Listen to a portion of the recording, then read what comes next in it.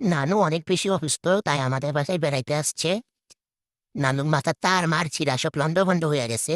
তো ডাক্তার দেখানোর জন্য এবং বেড়ানোর জন্য আসছে। আম্মারে কয় আফা, আব্বারে কয় ভাই, মাছেরে কয় পাখি, পাখিরে কয় মাছ, এই একটা অবস্থা। তো যাই হোক, সন্ধ্যায় বাইজিরে নিয়ে বসে আছি। তখন নানু রুমে ঢুকে বলে, এটা কে? আমি বললাম, এটা আমার মেয়ে। বলে, ও আচ্ছা, তোমার কি বিয়ে হয়েছে? আমি বললাম, হ্যাঁ হয়েছে। বলে, জামাই কি করে? আমি বলছি, জামাই পাশের ঘরে কিনারে দিয়া পলাইয়া গেছে, তো এখন আমি মেয়েরে নিয়ে চাকরি করে খাই। তারপরে নানু অনেক আফসোস করলো এবং আমি আর নানু মিল্লা দুইজনেই জামাইরে অনেক বেশি গালাগালি করলাম। যাই হোক, জানি না আমার জামাই কি হবে। গালাগালি করার পর অনেক শান্তি লাগতাছে।